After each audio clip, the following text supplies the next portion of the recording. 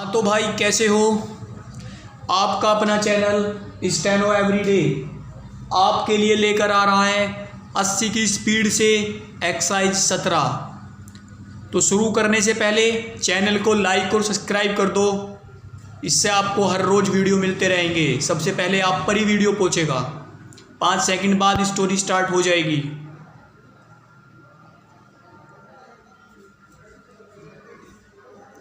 Start.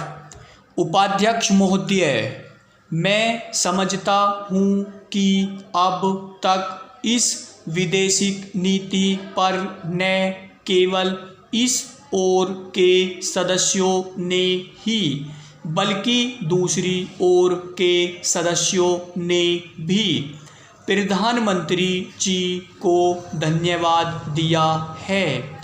इसलिए मैं अपनी तरफ से धन्यवाद देकर उनका बोझ बढ़ाना नहीं चाहता।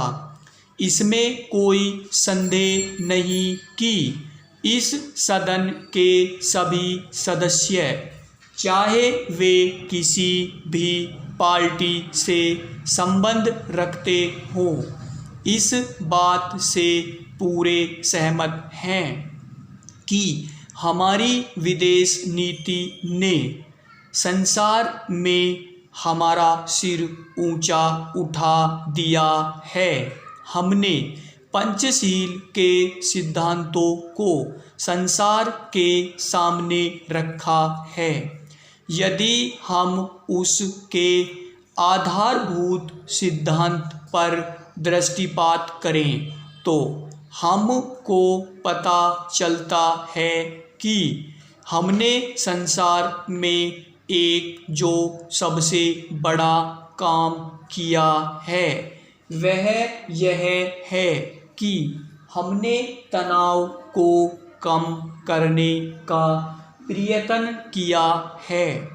जिस समय हमने नई नई स्वतंत्रता प्राप्त की तो हमारे सामने बहुत से प्रश्न थे।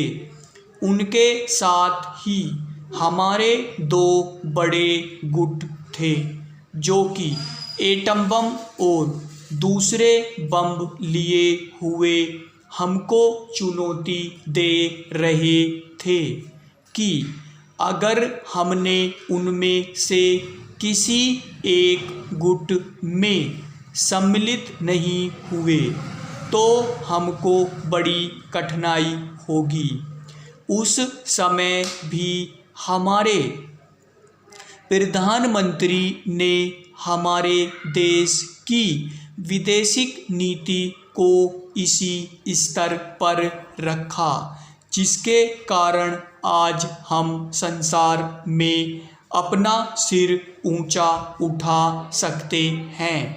हमने जो संसार के सामने पंचशील के सिद्धांत को रखा उसका सबसे बड़ा फल यह हुआ कि एक सम्मेलन हुआ जिसकी ओर मैं आपका ध्यान दिलाना चाहता हूँ।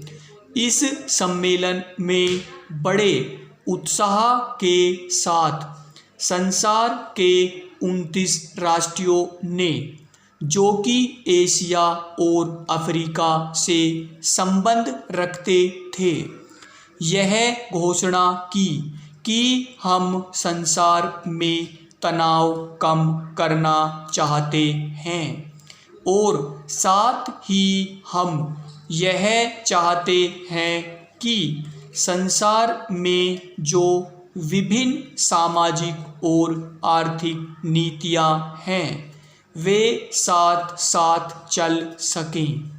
हमारी विदेशिक नीति में जो सबसे महत्वपूर्ण चीज़ है वह है सह अस्तित्व की भावना।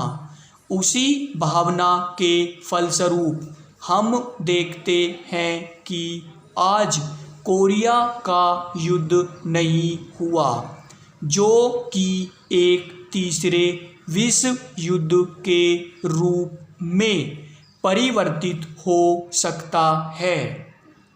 हमारी इस नीति के कारण अमेरिकी मित्र हमसे कुछ अप्रसन्न भी हो गए, लेकिन यदि हम ऐसा न करते तो आज संसार को तीसरा युद्ध देखना पड़ता। मैं बहुत ज़्यादा समय नहीं लूँगा, थोड़ा ही लूँगा। Stop exercise complete.